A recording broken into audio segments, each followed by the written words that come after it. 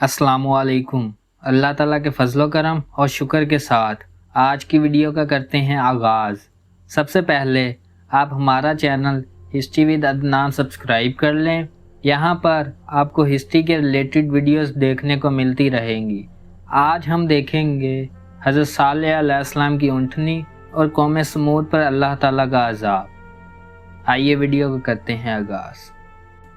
आले समूद कौम आद के बाद आई। ये भी इंतहाई खुशहाल और मजबूत लोग थे। कद तवील और जिस्म इंतहाई मजबूत थे। वो बिस्तर पर अलालत के आलम में नहीं मरते थे। चलते फिरते काम करते हुए टांगे सीधी करते थे, हिचकी लेते थे और दुनिया से रुखसत हो जाते थे।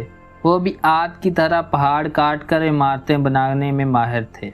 अल्लाह ने उन्हें भेड़ बकरियों और ऊँटों के रेवड़ों से नवाज रखा था।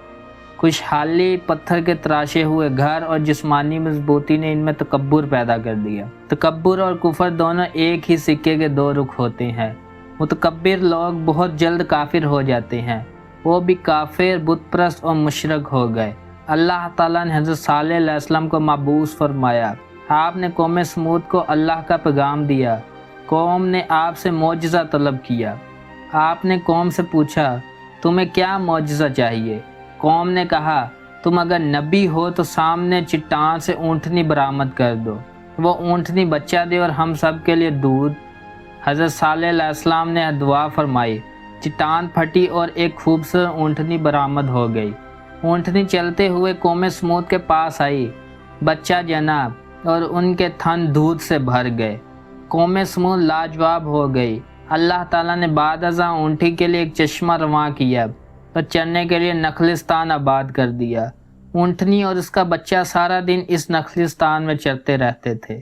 समूद के 7 कबीले ऊँटनी का दूध आपस में तकसीम कर लेते थे। हज़रत सालेह अलैहिस्सलाम ने चश्मे का पानी भी तकसीम कर दिया। पानी एक दिन ऊँटनी पीती थी, लोग उस दिन इसका दूध धोते थे। वो लोग अगले दिन ऊँटनी का दूध नहीं निकालते थे और चश्मा उस दिन कबीले के जानवर के लिए वक्फ होता था। लेकिन फिर नाफरमानी के कीड़े ने इनके दिमाग पर दस्तक दी और समूद के दो नौजवानों केदार और मसदा ने ऊँटनी को कत्ल करने का मंसूबा बना लिया। शराब पी और ऊँटनी पर हमला कर दिया। केदार ने तीर चलाया जबकि मसदा ने तलवार से इसकी टांगें काट दी। ऊँटनी के बच्चे ने देखा तो उसने चीख मारी और उसी चट्टान के अंदर चला गया जिसे ऊँटनी ने जन्म लिया था। ऊँटनी का कत्ल कौम समूद के खात्मे का बाइस बन गया। अल्लाह ताला ने इन पर 3 दिन का अजाब उतारा। पहले दिन उनके चेहरे सुर्ख हुए, दूसरे दिन जर्द हो गए और तीसरे दिन स्याह हो गए। फिर शहर में जलजला आया। एक चिंगाड़ की आवाज़ आई। पहाड़ काशियों में तकसीम हो गए और कौम समूद सफ़ाहिस्ती से मिट गई। मुफस्सरीन के ख्याल के मुताबिक चिंगाड़ हज़रत जिब्राईल अलैहिस्सलाम की थी। हज़रत सालेह अलैहिस्सलाम अपने 120 साथियों के साथ नकल मकानी कर गए और यूं आले समूद भी तहरीक के अवराग में जज़ब हो गई।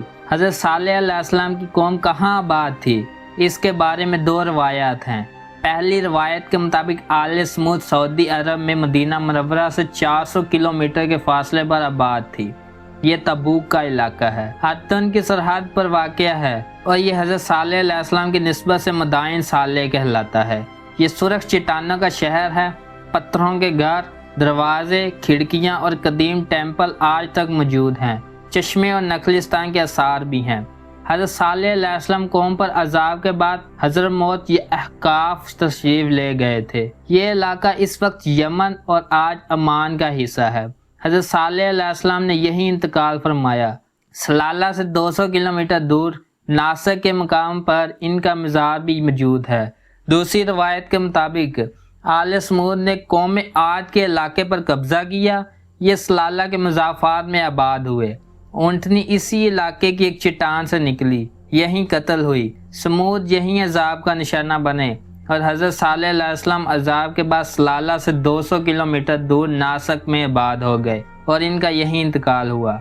हकीकत क्या है ये अल्लाह की ज़ात जानती है। ताहम ये तय है सलाला और मदाइन साला के दरमियान 3111 किलोमीटर का फासला है और ये लोग बैक वक्त 2 मुख्तलिफ मकामात पर नहीं रह सकते थे। ये दोनों मकामात एक मुल्क का हिस्सा भी नहीं हो सकते थे। لیکن یہ عین ممکن ہے سمود پر عذاب کے بعد زندہ بچ جانے یا ایمان لانے والے لوگ احقاف سے حجاز میں مدائن صالح شفٹ ہو گئے ہوں۔ وہاں پہاڑوں پہ پتھر تراش کے گھر بنائے ہوئے ہیں اور یہ بعد ازاں کسی قدرتی آفت کی وجہ سے مدائن صالح سے پیٹرا منتقل ہو گئے ہوں، کیونکہ پیٹرا اور مدائن صالح کے مکانات بھی ایک جیسے ہیں اور دونوں کا آرٹ اور رہن سہن بھی ایک جیسا تھا، اور یہ دونوں شہر ایک ہی روٹ پر چند سو کلومیٹر کے فاصلے پر ہیں۔ پیٹرا اردن میں وادی موسیٰ میں واقع ہے۔ وادی موسیٰ ماضی میں تبوک کا وسیع تھی۔ آج بھی ایک بڑی سڑک تبوک اور پیٹرا کو آپس میں جوڑتی ہے۔ چنانچہ مجھے یوں محسوس ہوتا ہے آل سمود احقاف میں آباد تھی۔ عذاب کے بعد کچھ مومن حضرت صالح علیہ السلام کے ساتھ ناسک میں آباد ہو گئے اور کچھ ایک دو نسلوں کے بعد مدائن صالح چلے گئے اور ان کی نسل بعد ازاں پیٹرا میں نقل مکانی کر گئی۔ تاہم یہ بھی ممکن ہے آل سمود مدائن صالح سے احقاف آئی ہو، لیکن یہ امکان کم ہے۔ کیوں؟ کیونکہ عذاب کے بعد آل سمود کو فلسطین قریب پڑتا تھا اور یہ دنیا کے مقدس اور قریب ترین جگہ چھوڑ کر 4,500 کلومیٹر کا فاصلہ طے کر کے بے آب و گیاہ احقاف میں کیوں آئیں گے؟ چنانچہ مجھے امانی تھیوری زیادہ قرین قیاس محسوس ہوتی ہے۔ یہ اس ضمن میں 2 شواہد بھی پیش کرتے ہیں۔ یہ شواہد حضرت صالح علیہ السلام کا مزار اور اونٹنی کی جائے قتل ہے۔ حضرت صالح علیہ السلام کا مزار سلالہ سے 200 کلومیٹر دور ناسا کے مقام پر ہے۔ یہ مزار خشک پہاڑوں کے درمیان چوٹی پر واقع ہے۔ مزار تک سیڑھیاں جاتی ہیں۔ عرب انبیاء کرام، صحابہ اور اولیاء کرام کی قبروں کو احتراماً بڑا بناتے ہیں۔ یہ قبر بھی لمبی تھی۔ مزار کے ساتھ ایک چھوٹی سی مسجد کے علاوہ کچھ نہیں۔ مزار کے چاروں طرف گہری کھائیاں ہیں اور کھائیوں کے بعد خشک سیاہ پہاڑ ہے۔ سمندر وہاں سے زیادہ دور نہیں۔ راستے میں ملکہ بلقیس کا محل بھی آتا ہے۔ کیا ملکہ بلقیس واقعی یہاں کی پاس ہی تھی؟ یہ تاریخ لحاظ سے ثابت نہیں ہو سکا۔ سبا قوم یمن کے دارالحکومت صنعاء سے 135 کلومیٹر کے فاصلے پر مارب میں آباد تھی۔ وہاں بھی ملکہ بلقیس کا ایک محل موجود ہے۔ چنانچہ اللہ بہتر جانتا ہے سلالہ میں زمہرم کے مقام پر آثار قدیمہ ہیں۔ یہ آثار ملکہ بلقیس سے منسوب ہے۔ ہم زمہرم بھی گئے جبکہ حضرت صالح علیہ السلام کی اونٹنی کی جائے قتل شہر کے درمیان واقع ہے۔ اگر آپ کو ہماری ویڈیو پسند آئی ہے تو لائک، شیئر اینڈ سبسکرائب کریں۔ آج کی ویڈیو کو کرتے ہیں ختم۔ اللہ حافظ۔